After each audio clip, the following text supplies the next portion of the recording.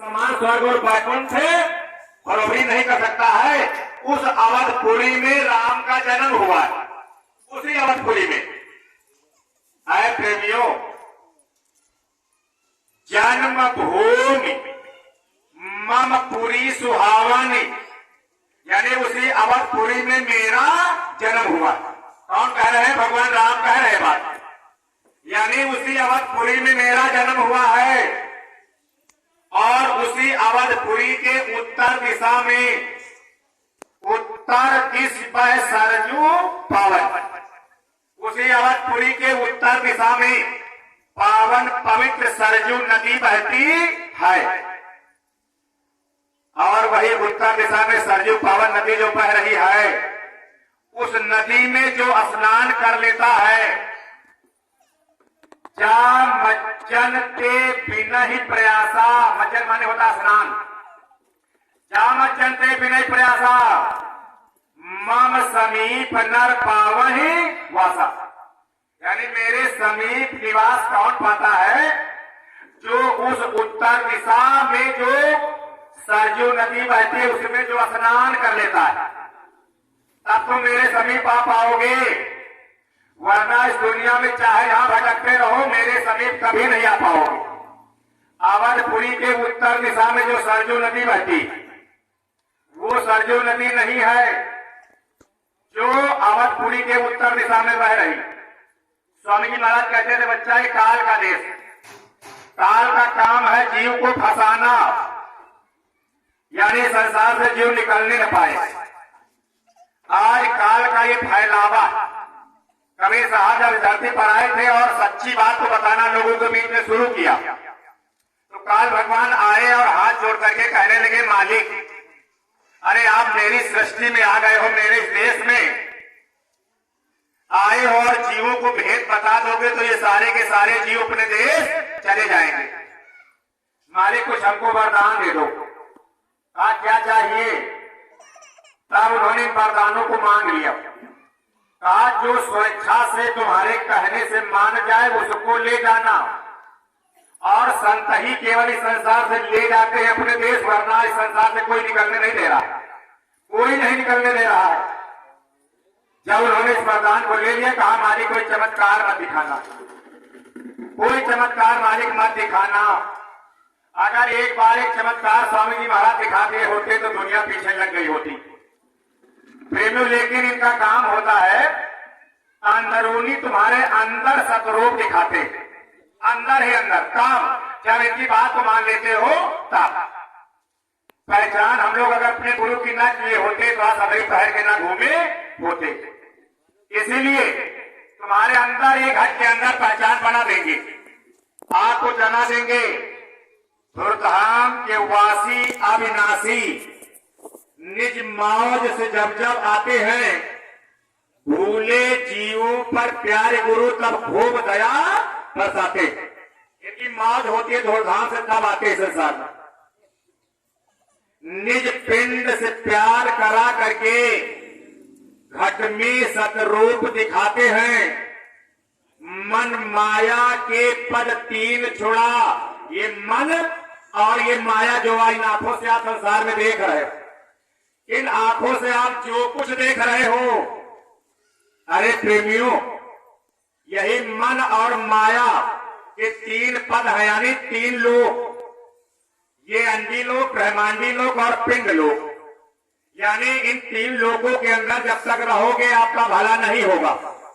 इसीलिए कहा जब धूमधाम के वासी आपको मिलते हैं तो मन माया के पद तीन छोड़ा और चौथे का भेद बताते। इन्हीं के द्वारा चौथे का भेद मिलता है, बाकी संसार में और कहीं नहीं मिलेगा। ऐ प्रेमियों, निज पिंड से जब प्यार करा देते हैं तो तुम्हारे घट के अंदर ही सतरूप दिखा देते, अपना रूप दिखा देते। लेकिन कब जब इनके पास आएंगे तब, ऐसे नहीं। यानी इनके द्वारा बताए हुए नाम की दौलत लेकर अपने घरों में एकांत में बैठ करके जब साधना करना शुरू करेंगे तब ये अपना घट के अंदर ही रूप दिखा देंगे। अरे प्रेमियों, स्वामी महाराज ने कहा बच्चा अगर मेरी बात को मान जाओ तो इसी घाट के अंदर 33 करोड़ देवताओं का आप दर्शन कर सकते हो। 56 करोड़ देवी, 9 करोड़ दुर्गा, 10 करोड़ शंभु, 17 करोड़ बैराज, ब्रह्मा विष्णु महेश, ईश्वर ब्रह्म, पार ब्रह्म, काल महाकाल, सतपुरुष, अलग अगम अनामी धाम तक सबका दर्शन इसी घाट के अंदर होगा। और दुनिया में आप कहीं चले जाओ, क्षमा करना भाई बहनों, किसी एक देवता का दर्शन नहीं होगा, चाहे दुनिया में चाहे जहां भटक जाओ। बाबा जी ने कहा इसी घाट के अंदर ही दर्शन दीदार होगा और कहीं नहीं होगा। ऐ प्रेमियों, यही धूर्धाम के वासी जब घाट के अंदर सतरूप दिखाते हैं, उस सप्त ज्योति की धारा में निज नाम जहाज चलाते, यानी उस सप्त ज्योति की धारा जो होती है, निज नाम, जो अपना नाम देते हैं, उस नाम की जहाज चलाते, नाम रूपी जहाज होती। और यही जो नाम रूपी जहाज हम आपको दे देते हैं, इसी नाम रूपी जहाज पर बैठ करके भवसागर रूपी नदी को पार करेंगे। गुर सरोज पद पोत बिचारा, जग समुद्र मध्य को आ धारा। गुरु के चरण कमल ही वो नाव है, वो पोत है, वो जहाज। अगर गुरु न मिलते तो नाम कहां से मिल जाता। सदगुरु धूर्धाम के वासी जब हमको मिल जाते हैं, वही नाम की दौलत दे देते हैं। उस जहाज पर जो भी जीव बैठ जाता है, वो भवसागर रूपी नदी से पार हो जाता है, यानी संसार से पार हो जाता है। मन माया के जो 3 पद है, इनसे पार हो जाता है। लेकिन कब? जब संतों के नाम को हम लेंगे, उनके द्वारा बताए हुए नाम जहाज पर बैठेंगे। ऐ प्रेमी भाई बहनों, सतरूप दिखाते हैं, उस सतज्योत की धारा में निज नाम जहाज चलाते हैं। जो भाग्यवान चढ़ जाते हैं, वो निज घर अपना पाते हैं। जो चढ़ न सके या छोड़ गिरे, वो भाग्यहीन कहे लाते। और से हमारे गुरु भाई भी हैं, आज जय गुरुदेव नाम के जहाज से उतर के भाग गए। अरे भाई, आप कहते हो कि हम जय गुरुदेव के पक्के शिष्य है, पक्के। कैसे आपको पक्का माना जाए? थोड़ा सा जान लीजिए, आपका संशय थोड़ा दूर हो जाए। परम पूज्य स्वामी जी महाराज ने एक संस्था बनाई थी, एक या और कई संस्थाएं बनाई? बाबा जी ने एक संस्था बनाई कि कई संस्थाएं बनाई? बाबा जी ने एक संस्था बनाई, उसका नाम है जय गुरुदेव धर्म प्रचारक संस्था। आगरा दिल्ली बाईपास महोली मथुरा के नाम से है। हम आपने जब नामदान लिया है, वही हमारे भाई लोग जो आज सीना ठोकते, मैं पक्का अपने गुरु महाराज का भक्त हूं, लेकिन मथुरा नहीं जाऊंगा। गुरु महाराज के गबुओं का चारा भूसा नहीं दूंगा। ऐ प्रेमियों, अगर आपने नामदान लिया है बाबा जी से, तो बाबा जी जय गुरुदेव धर्म प्रचारक संस्था से नामदानी प्रमाण पत्र देते थे, यानी धर्म प्रचारक संस्था से प्रमाण पत्र मिलता था। प्रेमियों, रसीद एक कटती थी, आज भी कट रही। हमारे हुजूर महाराज जी भी नामदान जब देते हैं, जब भी नाम देते तो वो भी, यानी ये संस्था की एक पर्ची आपको मिलती है, उसी में लिखा नामदानी सदस्यता प्रमाण पत्र। अब जब हम लोग नामदानी सदस्यता प्रमाण पत्र प्राप्त करते हैं, तो हम लोग उसी संस्था के सदस्य बन जाते हैं, संस्था के सदस्य। और जिस संस्था के आप सदस्य हो, आप बाबा जी से नामदान लिया है और उस संस्था के सदस्य हो, तो आपकी मेहनत ईमानदारी की कमाई जितनी है, जो भी आप सेवा देते हो, वो सारी सेवा आपके उसी संस्था में जानी चाहिए। अगर आपके संस्था में सेवा नहीं गई, आप संस्था के सदस्य नहीं माने जाओगे। आए प्रेमी भाई बहनों, बाबा जय गुरुदेव जी महाराज अपने समय में सारी बातों को बता दिए। कहा बच्चा, जब उस सरयू नदी में आप स्नान करोगे, लोगों के अंदर को शंका भी हो जाती। आगे सरयू नदी तो उत्तर में ही है, यानी अवध नगरी जो है उस अवध नगरी के उत्तर दिशा में ही सरयू नदी बह रही है। लोगों के अंदर शंका हो जाती है। प्रेमियों, आगे एक दोहा और लिख दिया है। आगे क्या बताते हैं? उत्तर दिश सरयू बहे, निर्मल जल गंभीर, बांधे घाट मनोहर, स्वल्प पंख नहीं तीर। उत्तर दिशा में जो सरयू नदी पावन पवित्र बहती है, उसका जल कैसा है? निर्मल है, निर्मल, और गंभीर है, यानी अथाह, यानी अत्यधिक गहरा। निर्मल जल गंभीर, बांधे घाट मनोहर, जो उसके घाट है यानी जो सीढ़ियां हैं उस सरयू नदी की, वो पवित्र है, यानी स्वल्प पंख नहीं तीर। स्वल्प का मतलब होता है नाम मात्र का भी कीचड़ नहीं है। तो आज इस अवध नगरी में चले जाओ, वहां देखो जाकर के सीढ़ियों में क्या हाल है, कितना कीचड़ है। जिस सरयू नदी में स्नान करने के लिए भगवान राम ने कहा है कि जब इस नगरी में, अवध नगरी के जो सरयू पाक पवित्र है, उसमें स्नान करोगे तो जा मज्जनते बिना ही प्रयासा और मम समीप नर पावहि वासा।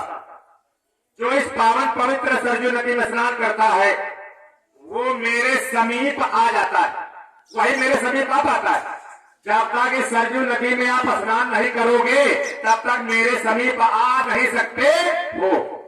और आप कहते हो केवल हम राम की पूजा करते रहेंगे और किसी संत के पास नहीं जाएंगे, हम भवसागर से पार हो जाएंगे, हम राम के पास चले जाएंगे।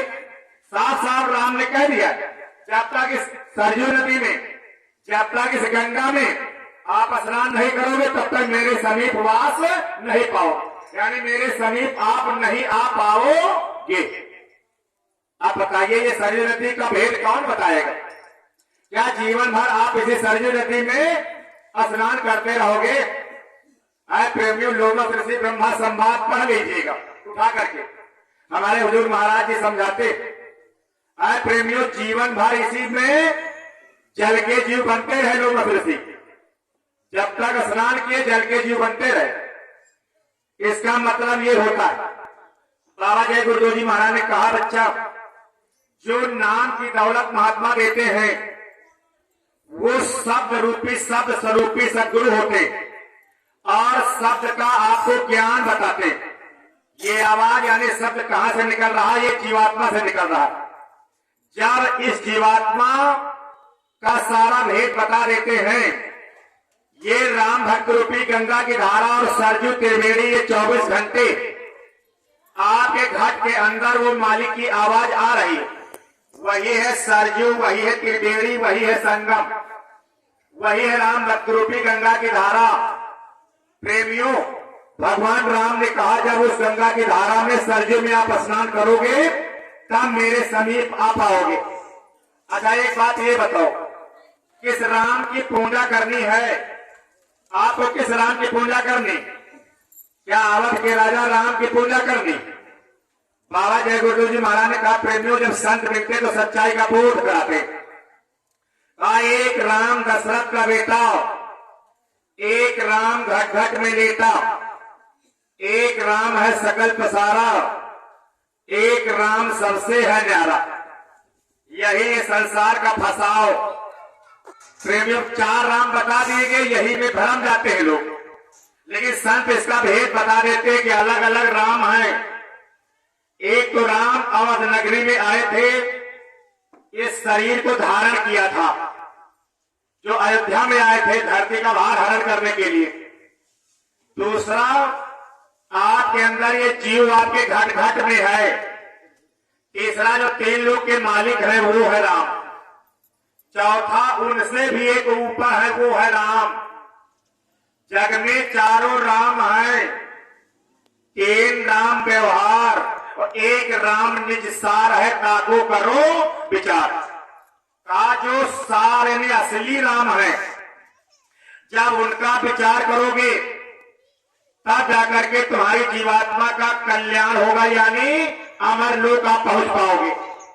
सच्ची पूजा का मतलब ये होता है।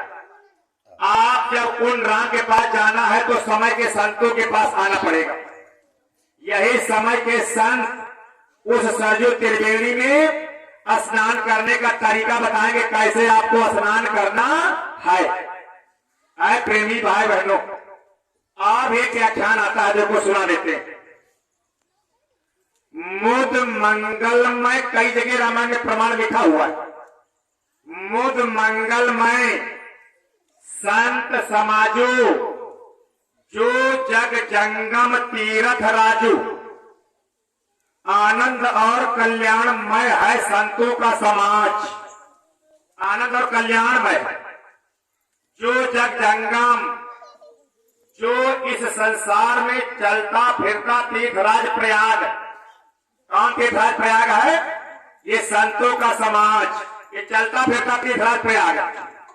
और वो प्रयागराज जो आपके इलाहाबाद में है, वो तो प्रयागराज एक अस्थाई है, वो चलता फिरता तो है नहीं कि कहीं चल फिर रहा है प्रयागराज, वो तो एक अस्थाई है। प्रेमी भाई बहनों, यही प्रयागराज चलता फिरता है।